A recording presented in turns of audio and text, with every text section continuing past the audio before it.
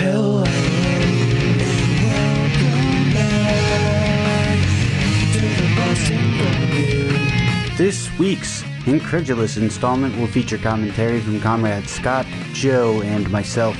We discuss new developments on the senseless murder of Atlanta forest defender Tortuguita, Gabriel Borich's plan to nationalize lithium in Chile, Supreme Court Justice Gorsuch caught padding his pockets with a law firm loot, the irrelevant Juan Guaidó abandons his family for a flight to freedom loving Florida, state media tweets no more, primetime hosts get canned in tandem, and anti-fascists formerly framed by butthurt bros now vindicated in court. The slams are too hard to pronounce this time, sorry about that. Please do us a favor, share this content, do us a favor, enjoy our epoch. This year's activities came to a stop Saturday afternoon when authorities located a reported pipe bomb on the grounds at Cedar Creek and Belle Grove National Historic Park.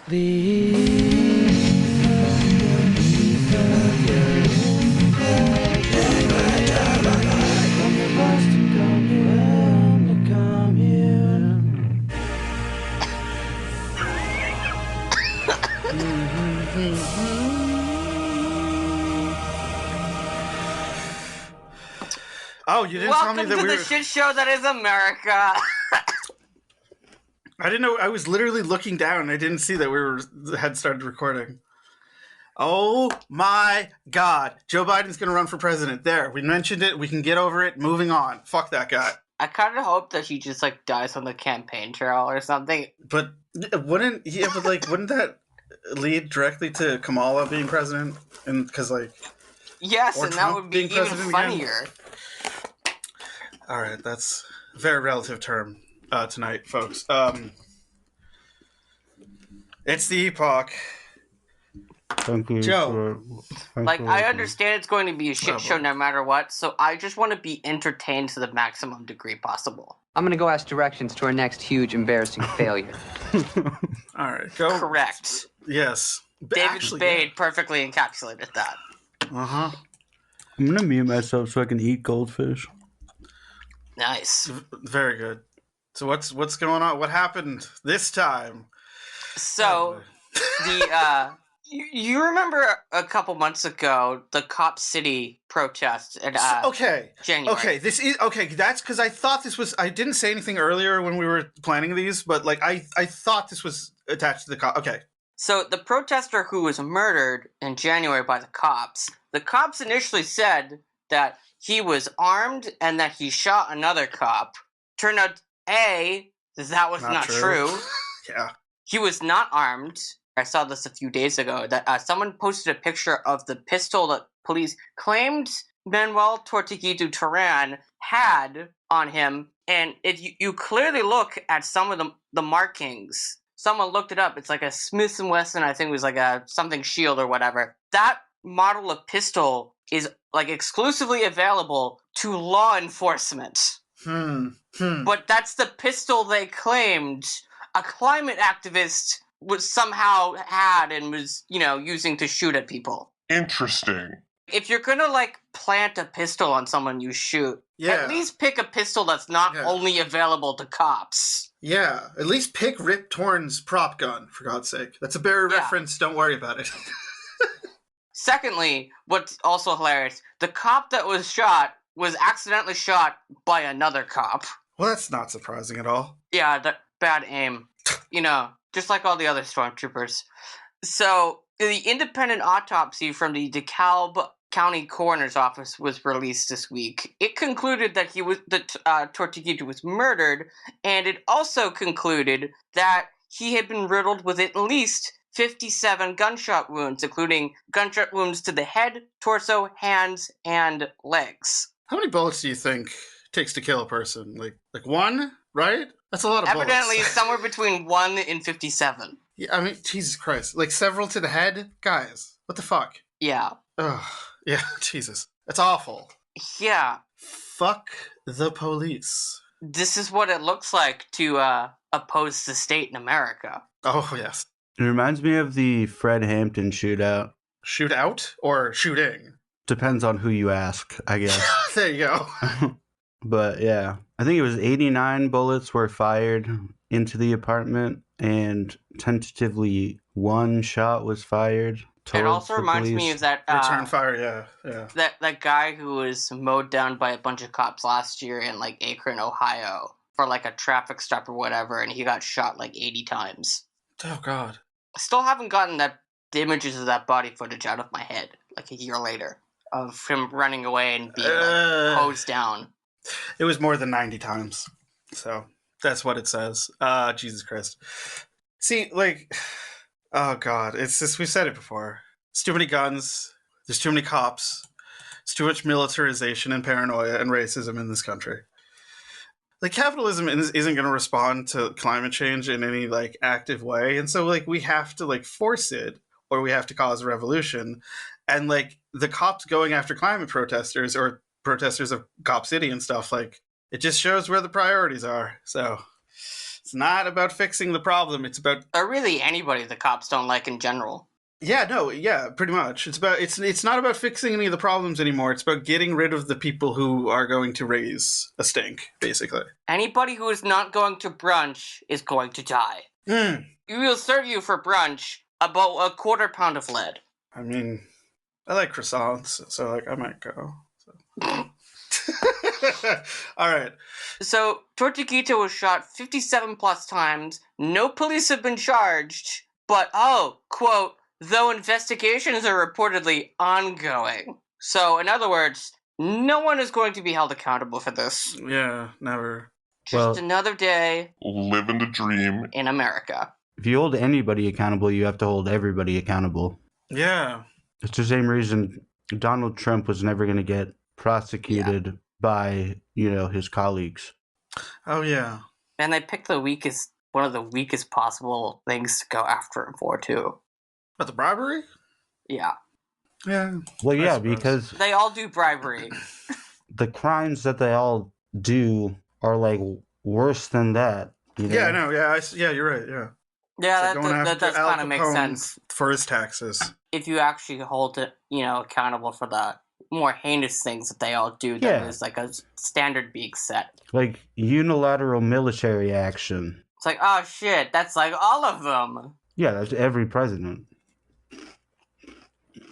Sorry. Goldfish. I hope they're good. They sound like they're delicious. Fuck the police. They're the flavor blasted ones, so they're like... Are you fucking watching the fucking Red Sox right now? They're like dusted with MSG cheese. Oh, I love them. I just got it on mutes. Mutes? There's more than one? Anyways. No, I'm kidding. In the singular. Are we going to talk about the baseness of it, Chile? Yes. Not Chile, as I said earlier. Let's go take a vacation with the kids to Chile.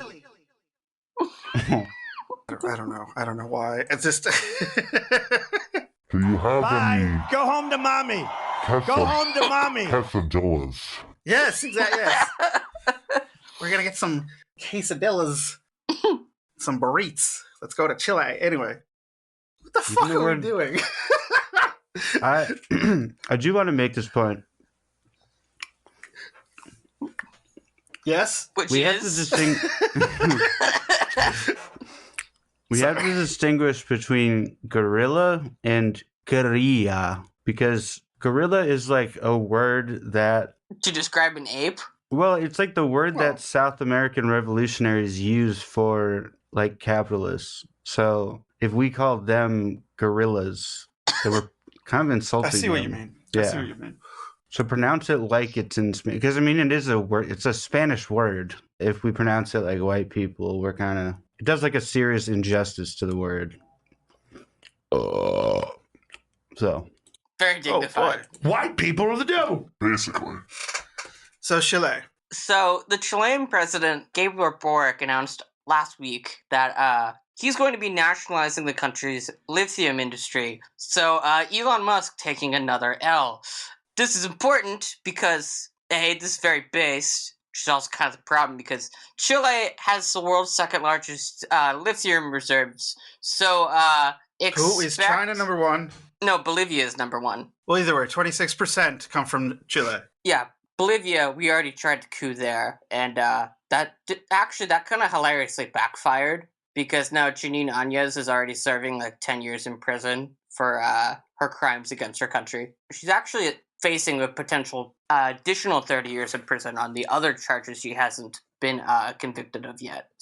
But Chile has the world's second largest lithium reserves, so expect to hear a lot of whining in the Western press about alleged human rights abuses, or the CIA will probably try a coup in the next year or two. Did Elon have a meltdown on Twitter about this? I honestly haven't checked. Does he even know what's going on at this point? I mean, I heard about the chaos that happened with the de-blue markification of everybody, and again, Twitter was at its best when it's at its worst, and I kind of miss that, but like, it seems like a generally terrible place to be now, but anyways, yeah, so expect, Tim Cook's gonna start to talk about like fucking undemocratic practices of like the Chilean government or whatever. This shit's gonna start happening. So the USGS, the U.S. Geological Survey, they estimate that Chile has 92 million metric tons of lithium ore. Tons with two N's in a... That would make them I love it when they spell the it that biggest lithium reserve, like even more than Bolivia. They just don't produce as much. Bolivia is more lithium rich as a... Chile is, for one, it's huge. But two, like, most of the lithium reserves in Chile are on like indigenous land.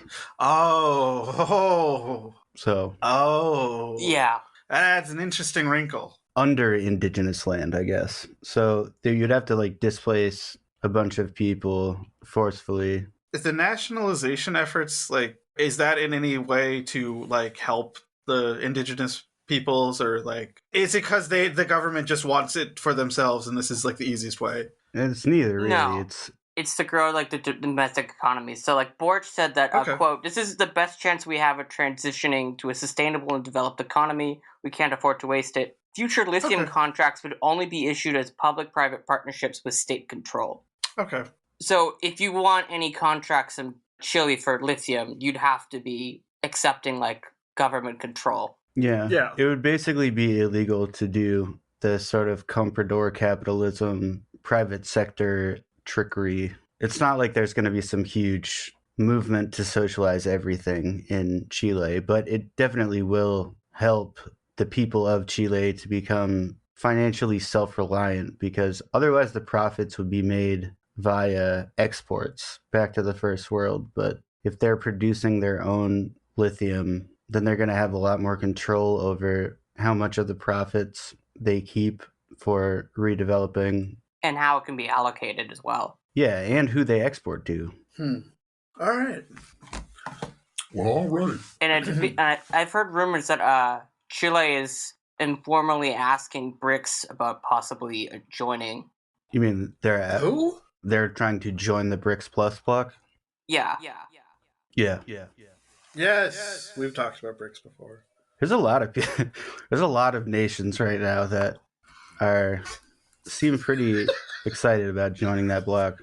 Oh. I think it was like Venezuela announced that there's like something like 16 countries either formally or informally trying to apply to join BRICS right now.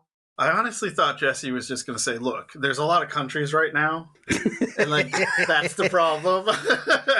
Too many countries out there. Yeah. Just gotta get rid of a few of them, Why can't I find any of them on a map? Reverse balkanization. Yes, there are a lot of countries, like officially. There are a lot of UN member states, but... Really, only like 5 of them matter? Yeah, like very few countries actually operate independently. Most of them are... bought off, pressured, or simply just outright vetoed. They can have their own domestic policy, but they don't really have a whole lot of breathing room when it comes to, like, trade. That's kind of what I was alluding to. We got him over our knee. I get it. It's unfortunate. Because we believe in the fucking... we believe that every country has the right to their own destiny free of the American empire. We do right up until the IMF loan comes due. I mean, us at this show, sir. I mean, us three is what I mean. In the United States, we believe in the freedom of self-determination, Right up until you have to pay back that IMF loan. Yeah. Jesse, were you going to say something? Sorry. Probably something about the goldfish. No. I just put a fat lip in, so... Okay, sorry.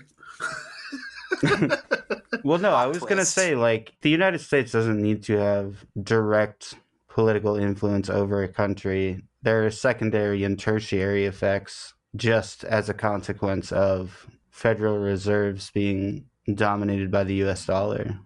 Like, Chile is one of the countries that they could have a very strong currency completely independent of American banking if they wanted to. There's a lot of people there. There's a lot of resources there. Huh. Well, the last country that tried to do that got bombed so relentlessly that they're now like a failed slave state. Yeah. Well, in an ideal world, they... Okay, Joe. No, that's literally what happened to Libya. I know, yeah, we know. We remember. We're doing a We were alive for that one. I know. I was like in middle school when that happened. Yeah. You guys like remembered when that happened. I was just, I don't know anything that's happening internationally. Yeah, I was like in the 8th grade when we decided that we were just going to bomb them into the Stone Age. How does he remember these things? Like what the? Okay. No, I do remember. I remember the class I was in when we announced the beginning of the Iraqi War. The Iraq War. I don't know why I said Iraqi War. Sorry. More corruption in the Supreme Court, you say? Yes. Absolutely. Why do we still have that? It's just like, come on, man. The fuck? I'm not surprised. Again, it's just like, I'm not surprised. It's just, Jesus Christ. It's just fun to see that all the tea is coming out all at the same time.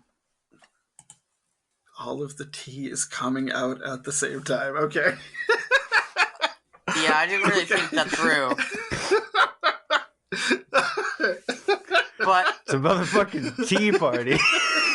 Oh, what is it? It shouldn't be this funny to me. It's a drunk tea party because we're spilling that tea.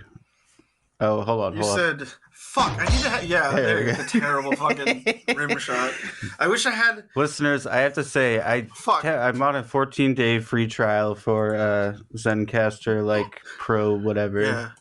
So, Neil Gorsuch made as much as $500,000 from a 2017 real estate sale, according to a new report.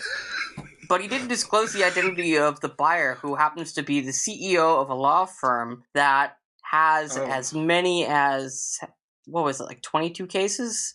22 cases, at all? Like, is it? Or that they've brought to the Supreme Court? Involved in at least 22 cases before or presented to the court during the time that Gorsuch has been on the Supreme Court. Uh-oh.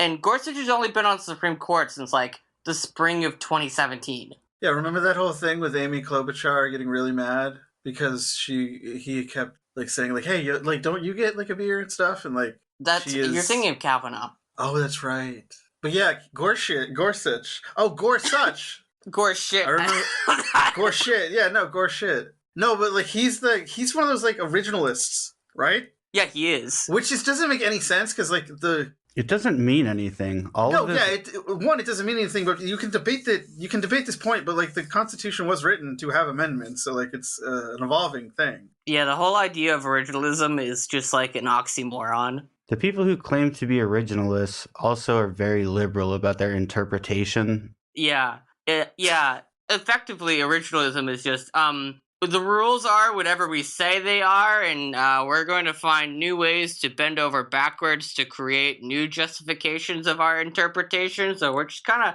making this shit up as we go, but we don't want people to call us out on it. We don't want people to claim that we're making shit up as we go. We want to dress it up as some kind of noble intellectual pursuit or whatever the fuck.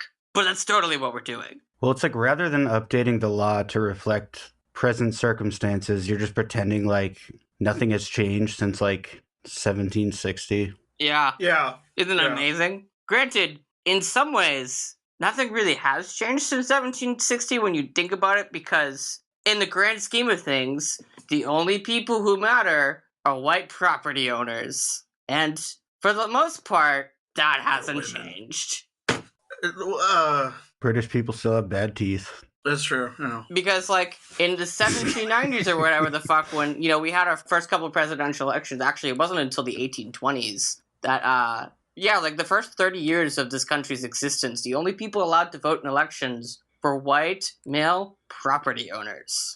Think about that. Like, originalism is tapping into the understanding of the law before the concept of dialectical materialism was developed. Like, that's like how old, like, it's fucking crazy. It's on purpose. That's fucking crazy, my motherfucker. That's just like, come on. It tracks very well with the false narrative that conservatives have about the origins of America as a political movement. Because the story is that basically that small business owners were being oppressed by the crown. Which is really like the opposite of what was happening. It was the crown being like, we'll give you continuing to give them more and more like wiggle room. And then they're just like, yeah, we just don't want to pay our taxes and we just can't be bothered to give a fuck. Yeah, which is exactly what they're doing today. It's the same class. Which is what I meant by like in some ways something not much has really changed in the last like 200 exactly. If you pretend that nothing has changed and you have the power to determine what the law is and how we're supposed to interpret it, then de facto nothing is going to fucking change. If you are one of the 9 like space wizards, in a dress that is unaccountable, above the law, untouchable for life, then you can do whatever the fuck you want. Untouchable for life. Like the chairman of the Judiciary Committee, Richard Durbin, didn't even fucking bother to issue a subpoena for Clarence Thomas to appear before his committee. And his reasoning was, oh, well, he was going to ignore it anyways, so, like, I'm just going to without before I can even ask him to, like, do the bare minimum and, like, show up. Because he's just going to ignore it anyways. Yeah. I mean, he has a point. You don't just, like, preemptively give up and be like, well, we forfeit this round. I voted for my cats in the Massachusetts election, so... In 2002, a congressional district in New Jersey ran a cactus on the Democratic Party ballot line in the general election against a Republican member of the House. I mean, you gotta vote for the cactus in that situation. You just got to. I think it was Michael Moore who did that stunt. That's actually very funny. Michael Moore, you get a point. There's this dog. There's this dog named Duke that he was elected to 3 consecutive terms as mayor of Cormorant, Minnesota. It's so easy, a dog can do it. Yeah. It's pretty based. I mean, yeah. All right. Well, I mean, like, cat politician, legalize catnip, come on. Yeah. No fancy feast until all can feast fancy. Yes! God damn, that was excellent. I like that one. What happened with Guaido? He embarrassed himself. He went home. Yeah, actually, no. He tried to go to Colombia, and okay, Joe. He tried to like gate crash a summit of the what was it? I don't know. No, he was trying to gate crash a summit of like Brazil, Colombia, and Venezuela, and almost immediately Colombian border security immediately like deported him and made him get on a plane to Florida. What was he trying to do? Like, he was just like gonna show up and be like, I run basically. Venezuela, guys. Remember me? Hey, guy, what? Why is this man escorting me to a plane? I don't understand. I'm the president. What's going on? Oh. Why am I back on my mom's couch? What's going on? Pick me ass, Guaido. To quote The Guardian, late on Monday, Guaido had announced he had crossed into Colombia on foot to escape Maduro's quote-unquote persecution and attended an international summit which Colombia's president, Gustavo Petro, is hosting in an effort to solve Venezuela's deeply entrenched political crises. However, hours later, Guaido was removed from the South American country by migration officials and boarded a plane to Florida, where he landed on Tuesday. Quote, unfortunately, the persecution of the dictatorship spread to Colombia today, said Guaido in a cell phone video. Cry about it, dude. Yeah, well, he will. Fuck that guy. So now he's in Florida with, Bolsonaro. and all the other fascists from South America who, like, you know, fail. I hope he and Bolsonaro, like, get fucking... I hope they become roommates, and they're, like, it's like a sitcom. They're just, like, constantly coughing on each other and, like, giving each other COVID. And, like, Bolsonaro is, like, the old, like, crabby dad, and Guaido is like the cool guy. Because he's constipated. Yeah. And, like, Guaido, he's trying to have his cool life, but he's got to take care of his fucking asshole dad and stuff. I don't know whether they became father and son, but they did. He keeps getting sick because, like, who would be, like, the housewife character in that sitcom? Janine Áñez, maybe? Yeah, sure. Well, I mean, if she wasn't, you know, rotting in a Bolivian prison. She keeps making his food too spicy. And every time Guaido's got a date, he has to take the old man to the hospital. And it's like, Dad, what the, again? He just has diarrhea every episode. Just have some Pedialyte, damn it. The cycle of hilarity. It's fucking writing itself, people. Give us money. God damn it. All right. Wait, the Supreme Court sided against big oil? What? What is this? So on Monday, so yesterday... It's not unprecedented. The Supreme Court decided to not hear an appeal made by ExxonMobil, Suncor Energy Incorporated, and Chevron. They wanted to have, like, climate lawsuits being filed against them be heard at federal courts, where, like, the GOP has been able to basically stock most of the federal judiciary with, like, right-wing, like, psychopaths. And the plaintiffs in this case, like, against the oil companies want environmental, like, climate lawsuits against oil companies to be heard at, like, state and local courts where they have a better chance of succeeding. And the Supreme Court is siding against the oil companies, allowing lower courts, state and, like, local courts, to hear climate lawsuits against oil companies. There are already lawsuits filed against those companies by the state of Rhode Island and municipalities of counties in Maryland, Colorado, California, and Hawaii. Well, that's some good news. Yeah, I know, it's very surprising. Do you have any information on, like, what the nature of some of the lawsuits have been? Okay, so one filed in 2018 by the city of Boulder and by Colorado, San Miguel, and Boulder counties, accusing Exxon and Suncor of exacerbating climate damage by concealing and misrepresenting the dangers associated with burning fossil fuels. The lawsuit says the companies created a public and private nuisance and violated state consumer protection laws, as the jurisdiction sought to force Exxon and Suncor to pay for their costs of adapting to climate change.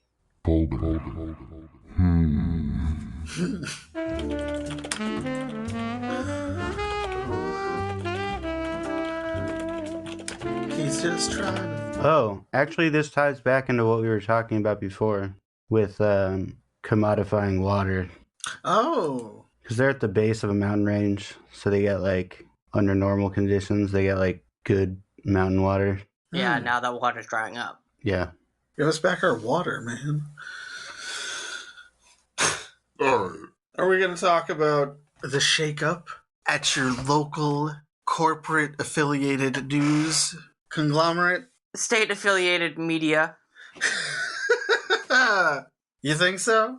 I think so? Basically. I do think it's funny that all it took was, like, slapping a state-affiliated media tab on NPR Twitter page for them to be like, nope, we're calling it quits. We're gonna... Yeah, I mean, like... that was fun. I mean, like, as a reaction, that's funny. It's just like, alright, fine. Fuck you. We've been bullied into, like, quitting Twitter. It's not like them being... That's, like, fucking... That's Elon Musk being, like, a little child about it, and then, like, them being like, okay, fine, we'll leave. What's worse is the New York Times said that, like, the New York Times keeps wavering on, like, if they're going to use Twitter or not. Like, that's more pathetic. Yeah, it is. So... That's all. That's the only point I'm trying to make. It's still kind of like, yeah, NPR is like, and their fucking like social media apparatus in general is like shitty.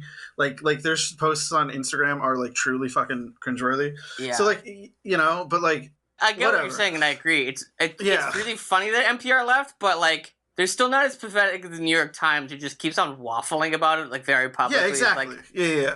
Do they love us? Do they not? We'll figure it out like maybe next Thursday. I don't know. New York Times. I don't know if I fucking have that. Anyways. Tucker Carlson and Dom Lemon on the same damn day were fired from their networks, and that's pretty wild. Dom Lennon. Dom Lenin. Lemon. Lenin. Lom Demon, as I wrote it in the chat. Lon Demon. Lon. Look. Marxist melange. Yes.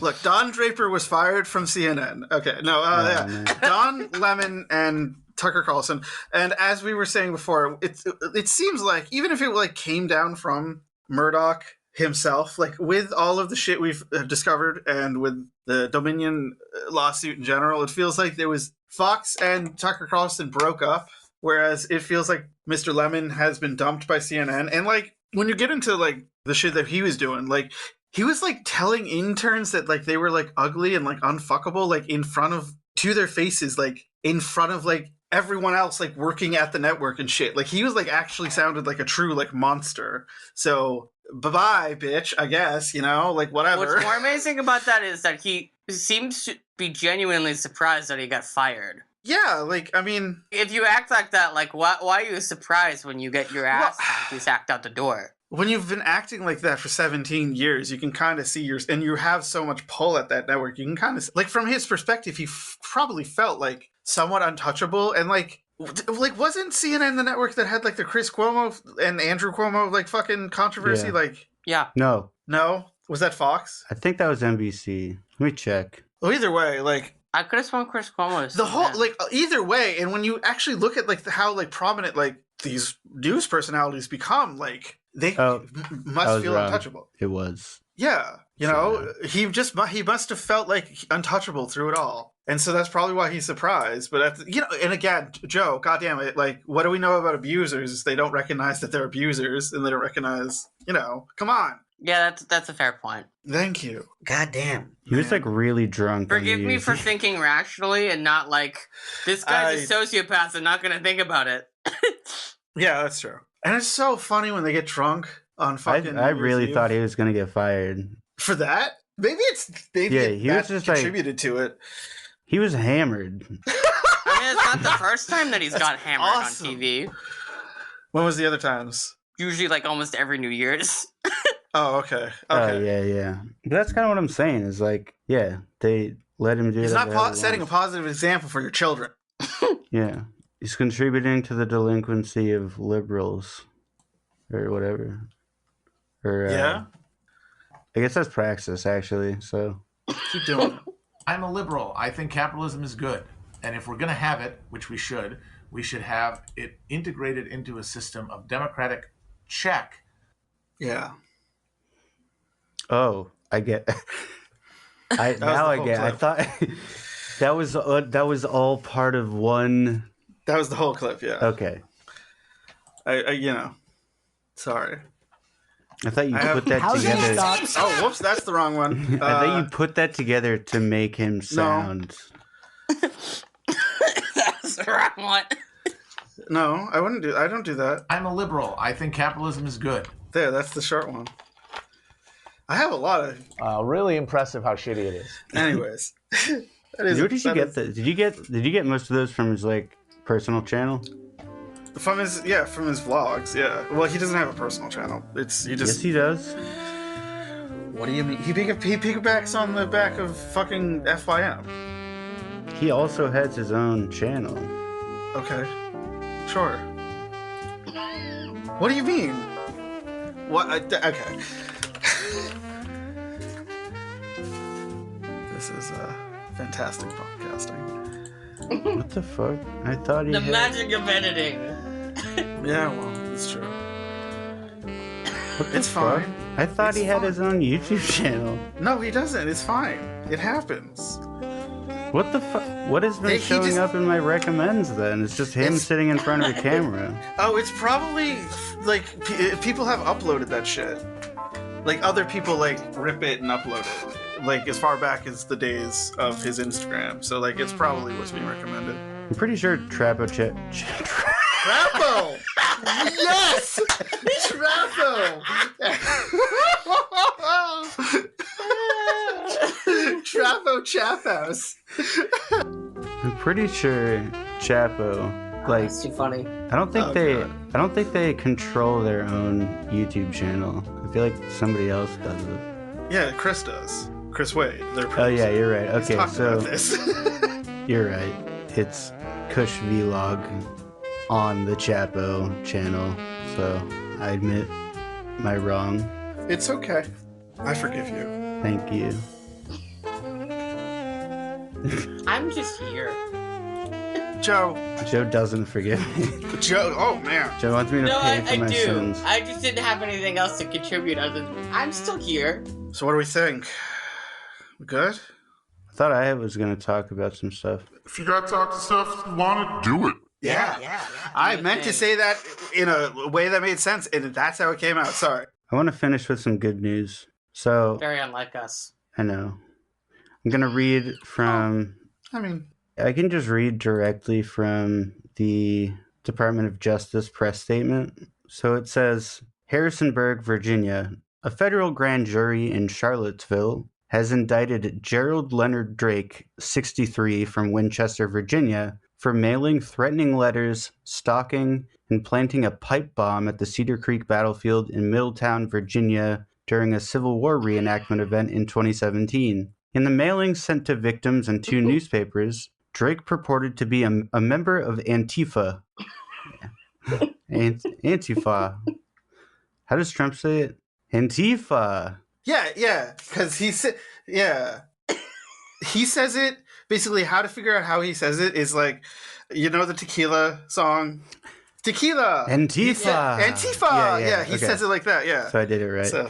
In the mailing sent to victims in 2 newspapers, Drake purported to be a member of Antifa and threatened harm, including referencing the Unite to Right riots in Charlottesville. And this is some of the backstory. This is like, to me, this is like really funny. On September 23rd, 2017, a letter was received at the CCBF, which is Cedar Creek Battlefield Foundation Visitor Center, addressed to, quote, Cedar Creek Battlefield's people, unquote. The envelope and its letter both printed an Antifa symbol depicting a black flag overlaid atop a red flag inside of a circle. The letter claimed the reenactment event clearly celebrates the war to keep African Americans in chains and warned the reenactment organizers that if the event was not canceled, the trouble they would inflict on Cedar Creek battlefield would make the riots that took place in Charlottesville in August look like, quote, a Sunday picnic, unquote. In response to the letter, the CCBF posted a warning on its website that security had been increased and apologized for the inconvenience. So this bomb didn't go off, which is like, it's like a huge cell phone. Like, this guy basically got kicked out of the Cedar Creek Battlefield Foundation, tried to like threaten them with a bomb threat, claiming that he was some Antifa chud, and then it didn't go off. And then he got arrested. And now he's going to prison. So yeah, fuck that guy. Yeah. I have a similar story, which is kind of a throwback. So this is from Cherry Creek Times. A tweet shared widely online during the protests sparked by the death of George Floyd was made to appear to be from Antifa. Oh! Antifa! Yeah. There you go. Okay. The tweet was made to appear to be from Antifa, the anti-fascist coalition. Antifa! I can't keep doing it, dude. But the account behind the tweet was actually linked to a white nationalist group, according to Twitter. Quote, tonight we move into the residential areas, the white hoods, and we take what's ours, unquote, the tweet declared. It also used the misspelled hashtag Black Lives Maters. Oh, that's awesome. Oh, man.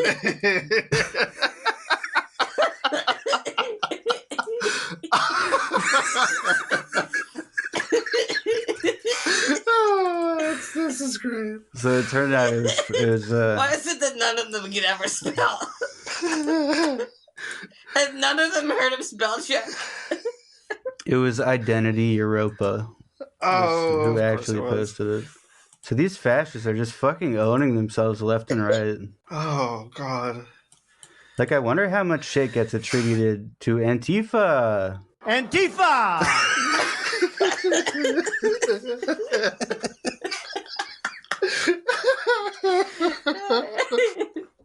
Oh, we love him, folks. At least Trump is funny. He is. Yes. Alright. How are we feeling? Pretty good. I'm feeling pretty good. All right, let's wrap it up then, I suppose. Yes? Yeah. Are we okay with that? Okay, Yeah. folks. My name is Scott. Sweaty Wife. Find me out there on Twitch at sweaty_wife. That's me. Joseph. I'm Joe. Giuseppe. Trying to find me is probably a waste of your time and probably a disappointment for the rest of your day. Oh, boy. Wow. And he's Jesse. I'm sorry. I was reading something. Sorry. I'm Jesse. You can find my music on soundcloud.com/contingenceboston, CONTINGENCE Boston. And I do have a slam recommendation. And your slam recommendation is an album entitled sorry, my phone locked.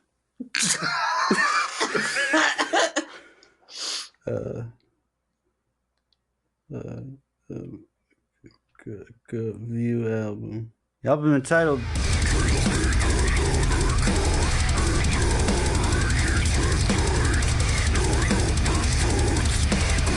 Mercy Denied.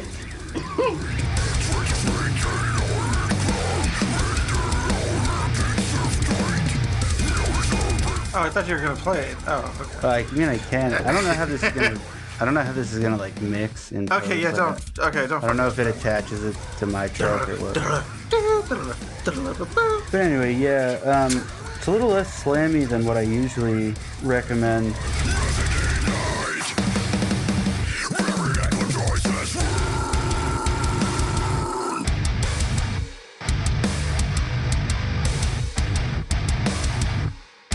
They used to be more traditional slamming brutal death metal. Now it's kind of bouncy. It's still good.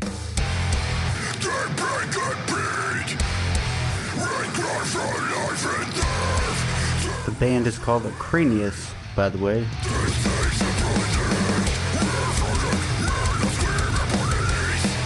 Yeah, they're from somewhere in Germany that I can't pronounce. That's most of Germany. Yeah. Yeah, I'm not even gonna try.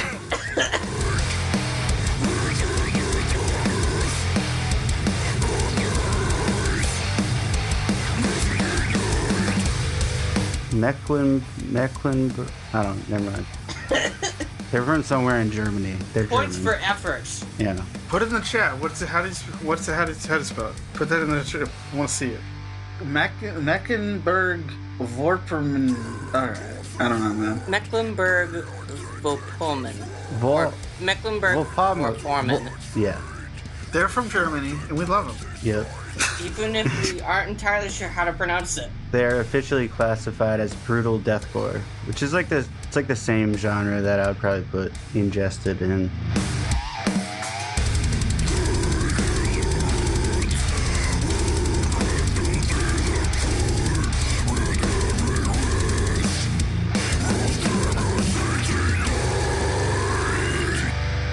What about Job for a Cowboy? Yeah, actually, I feel like early Job for a Cowboy was like metalcore, brutal deathcore, probably. I like the cover of the couple of their albums. Anyways. Yeah, Doom is fucking sick. Yeah. Get on that Job for a Cowboy, Joe. Do you even listen to music, Joe? Interesting reaction is to laugh. I don't know what to take from that. Joe, do you enjoy music? I laughed at me like, okay. No, because I feel like that's the kind of question you ask me as a joke, because you do that to me sometimes. Yeah, but like, okay, sure, the question was a joke, but like, do you... I think he's more just interested in he knows he's going to be surprised, but he doesn't know how. You know, like Yeah, Joe, what's your favorite band? He's gonna say something weird as fuck. I don't really have like, one what? right now. I mean, Right now? Who gives a fuck about right now? I mean, I don't really listen to that much music these days. It's mostly just podcasts. Jethro Tull. These days, I tend to think a lot about the things that I forgot to do. Anyways. That's Nico. And you can find us at Epic Incredulity on Instagram and on Patreon. You can get the wow! We are just all mushmouth this fucking tonight. Mushmouth. Marxist. I'm gonna fuck it up again. Fucking. It's the fucking it's the melange. It's the melange. It's the melange right now. It's not. Marxist menagerie. God damn it. Okay. How do you still not know, dude? It comes out every other week. Marxist menagerie. What? I know what it's called. I'm just fucking with you. That was my joke. God damn it. But yeah, get those. People are usually happy when people laugh at their jokes. Yeah. Okay. What? You start Anyways. shouting. I'm gonna. Well, that's just how I communicate, Joe. Anywho, when I edit together something Scott new, hates positive reinforcement. If I know anything about Scott, it is something I should learn. Yeah. Well. Oh. Anyways, yeah. Follow us on. Find the Patreon. Do your things. I don't give a fuck. Whatever. Listen to us. Love us. Be our friends. Us, procrastinate us, masturbate us. Well, anyways. With consent. Yeah, in a tank dough. Oh. But tank dough. In one, yeah. I'm pretty happy with where we are tonight, folks. So that's the epoch.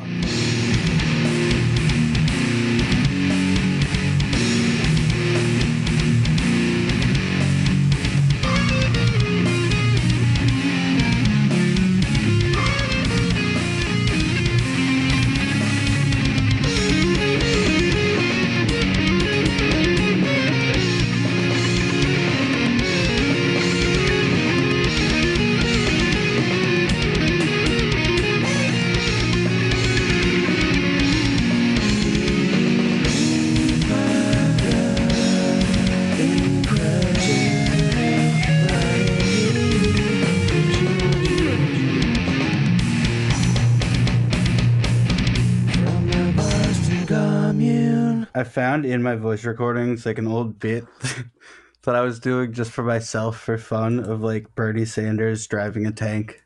I want to hear this now. Yeah, put that in there. I don't. Squirrel. Was that the cat? Yes. Oh my god. That was so we got Nice. You got cat making noise on the fucking podcast. She does this one. If I'm talking and like nobody else is, if I'm talking to somebody that she can't see, she gets really weird. She also gets really concerned if I play the sound of a cat meowing. No. Like her pupils will get huge and then she'll run up and start clawing me.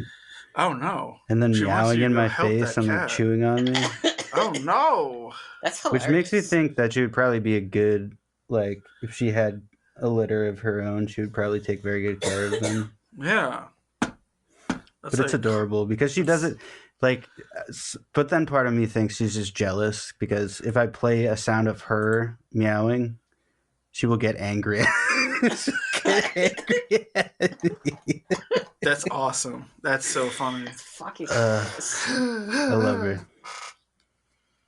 Are you gonna edit that clip in after the fact? What are we doing?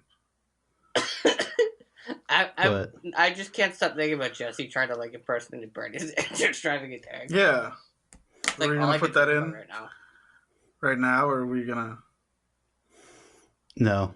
Okay, we're not doing a sound drop. Okay, cool.